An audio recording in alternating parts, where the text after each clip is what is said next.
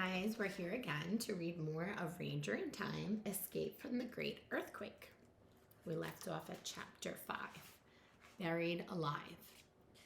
Lily and May raced down the hill as quickly as they could, stumbling over loose stones and fallen bricks. They weaved through families with bundles over their shoulders and climbed over twisted streetcar tracks. Shattered glass crunched under their shoes. When they reached the Wong family's small grocery store, Lily stopped and gasped. The fruit stands in front of the building had collapsed. Oranges and melons spilled down the sidewalk. The store was a heap of beams and bricks and dusts. "Little brother," May screamed into the rubble. She whirled to face Lily. "I don't know what to do. He was inside when the roof collapsed into the store. I wanted to go search for him, but I was afraid I'd make something else collapse. He's in there somewhere, though. We have to find him." "Find!"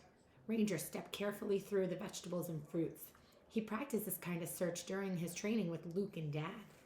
They'd gone to an old building foundation piled with wooden pallets, big pipes, and logs.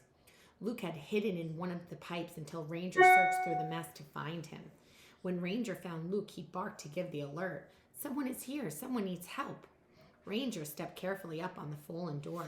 It was tippy, but he trained to search over all kinds of shaky surfaces. He'd practiced climbing up and down ladders and over loose boards. He learned to walk up a teeter-totter balance in the middle and walk down the other side. Ranger walked up the tilted door and climbed over the rubble. Paw by careful paw, he made his way through collapsed shelves and heaps of cans. Sacks of rice had burst open, spilled all over the dusty floor. Ranger climbed over a fallen ceiling beam into a more open space and sniffed. The air was filled with smells: dried fish, earthy mushrooms, vegetables left in the sun. Finally, there, from the heap, under a heap of boards, Ranger caught the scent of a person. A person who wasn't Lily or May, a person who smelled of oranges and sweat and fear. Ranger barked. "What is it?" May's voice was full of hope. "Did he find him?" "Careful," Lily said as May started to climb over the timbers and bricks. Ranger barked again. The crisscross boards were scattered, the person's scent, but someone was here. Ranger was sure. He pawed at the boards until Lily and May found their way through the rubble. "Little brother, I'm here. Are you all right?" May called. Lily bent low and listened.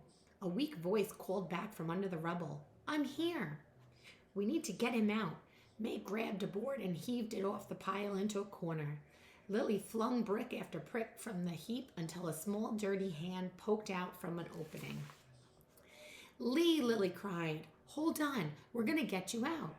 Ranger stood waiting, watching out for the flying bricks until the girls uncovered May's brother.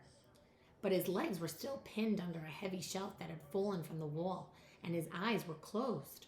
"Little brother," May cried. His eyes fluttered open, but he looked too exhausted to speak. "Stay with me. You're almost free." May said and bent to lift the shelf. It didn't budge. "Hold on. It's going to be all right." May turned to Lily in tears and whispered, "It's too heavy." "We can do it together," Lily said. "We don't have to lift it all the way, just enough so we could wiggle free." Lily squatted and curled her hands under the splintered edge of the shelving. "Get that corner," she told May. "We lift together on the count of 3. Ready?" May lowered herself into the place and nodded. 1, 2, 3. Lily braced her feet on the floor and pushed up with her legs as hard as she could. The shelving was sturdy and thick. The edge of the wood cut into her palms. Lily pushed harder with her legs. She heard May grunting from the effort. Finally, they lifted the shelf high enough to free Lee's leg. "Hurry, little brother," May said. Her voice shook under the weight. "Tell us when you're out." Lily's arm trembled. She didn't know how much longer she could hold on. Lee didn't answer. "May, was he out yet?" Lily looked down. Lee hadn't moved at all. "Lee," she shouted. "Lee!" His eyes were closed. "Oh, no, no, no," May's voice trembled. Lily felt the shelf get heavier in her hands. "May, hold on," she cried. Ranger barked. Lily staggered under the weight of the wood. "Go get him, dog, please. Go on, get him up." Ranger jumped over the edge of the shelves and crouched at Lee's side. He barked again, but the boy didn't open his eyes. Sometimes Luke didn't like to get up in the morning when it was time for school. When he slept through his noisy alarm clock, Ranger would jump on his bed and lick him awake. This wasn't the same. Ranger could tell. This boy was hurt, but he had to wake up to get the safety, so Ranger barked again. Then he bent down and licked the boy's face until his eyes opened. "Pull yourself out," May shouted. "Hurry." The boy's eyes grew wide. He rose onto his elbows, but his face twisted in palm, and he fell back. "I can't," he gasped. "It hurts. I can't move." "You have to," Lily cried. She didn't think she could hold on much longer. Chapter 6. Nowhere to turn. May's voice broke. "You can do it, little brother, please." Ranger pawed at the boy's shoulder. Lee lifted himself onto his elbows again and grimaced. He took a deep, shaking breath and pulled himself backward a few inches. "Yes," May was crying now. "Keep going, please." Lee squeezed his eyes closed and clenched his teeth. Inch by inch, he dragged himself out from under the shelves.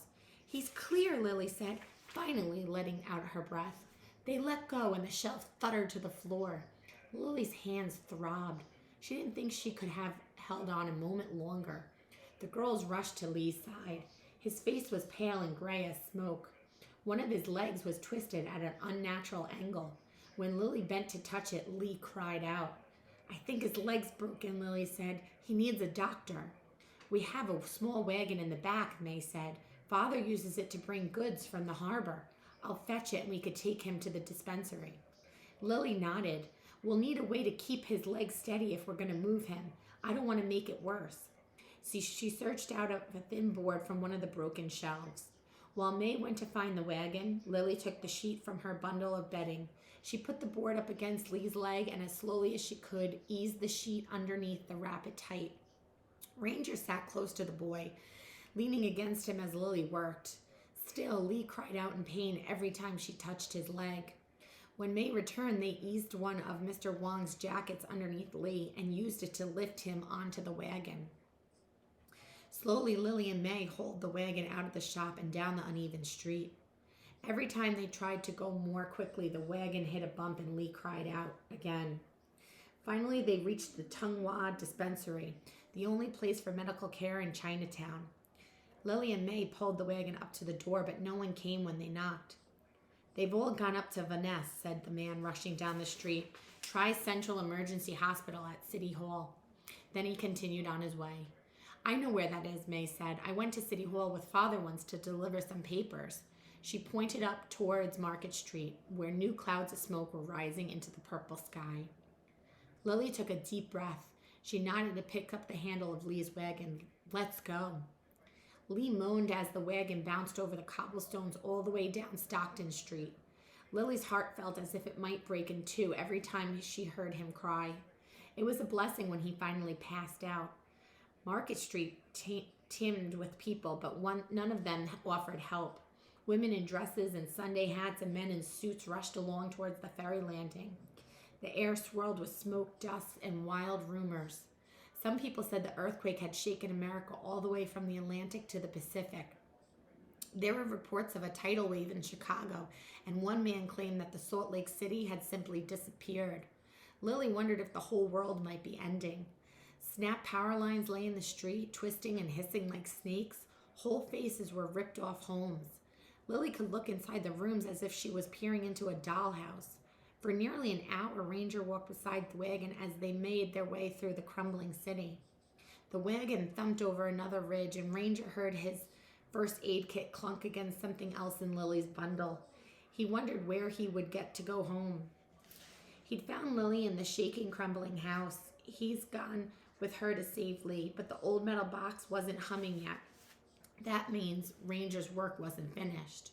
Looking around this smoky, fear-filled place, he worried it might be a long time before he got to see Luke and Sadie again. "It's just up here," May said. "Right. Oh." Lily stopped and stared. The earthquake had shaken the stones off City Hall's grand tower. Only the metal frame remained. It looked to Lily as if a whisper of wind might knock it to the ground. Bricks lay piled in dusty heaps all around the building. Chunks of broken columns were everywhere. "It's in the ruins," Lily cried. She rushed up with soldiers on a horse. "Please, where are the doctors from the hospital?" she asked. "My brother is hurt." The man lifted his chin toward a nearby building. They've moved everywhere to Mechanic's Pavilion. Lily and May stared off again, pulling the wagon with Ranger at their side. The streets were littered with twisted rails and falling stonework. Every few steps, they'd have to lift the wagon over a crack or wheel it around a slab of broken concrete. Lee had woken up and was moaning again. Lily paused and put a hand on her pale forehead. It was cold and clammy. His breathing was shallow and fast. All around them, the distant smoke seemed to be closing in. Were the fires getting closer?